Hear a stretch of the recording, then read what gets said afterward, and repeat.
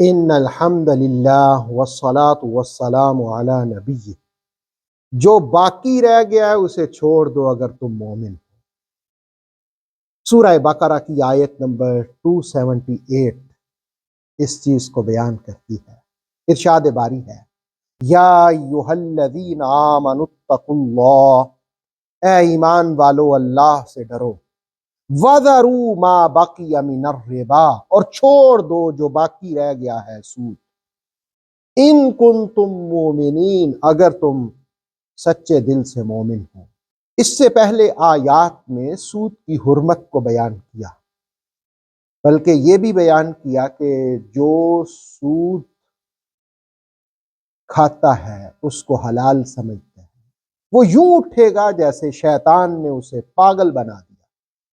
اب مسلمانوں کو مخاطب کر کے کہا، مسلمانوں اللہ سے ڈرو، تقوی اختیار کرو، پرہیزگاری اختیار کرو۔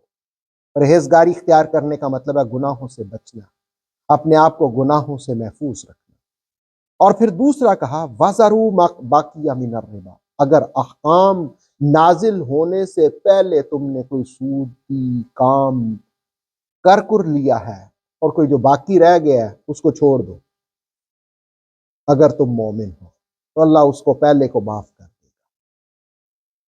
یا جس وقت کوئی شخص توبہ کر لے، صدق کے دل سے توبہ کر لے اور چھوڑ دے پہلے والے کام، خاص طور پر سود، اللہ رب العالمین فرماتا ہے کہ پھر تمہاری بچت ہو سکتی ہے اگر تم مومن ہو۔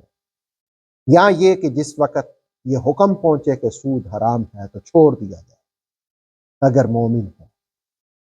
تو سود چھوڑنے کو ایمان کے ساتھ جوڑا گیا۔ اصل میں سود جو ہے اس میں محنت کے بغیر اضافی پیسہ لیا جاتا ہے، جبکہ تجارت جو کی جاتی ہے اس میں محنت کی جاتی ہے، اس میں توکل کیا جاتا ہے، اس میں اللہ پر بھروسہ کیا جاتا ہے اور اپنا مال لگا دیا جاتا ہے مارکیٹ میں، اور پھر اللہ رب العالمین اس میں برکتیں دے دیتا ہے، رزق دے دیتا ہے۔ اللہ رب العالمین ہمیں حلال چیزوں کو اپنانے کی توفیق دے، حرام سے بچنے کی توفیق دے۔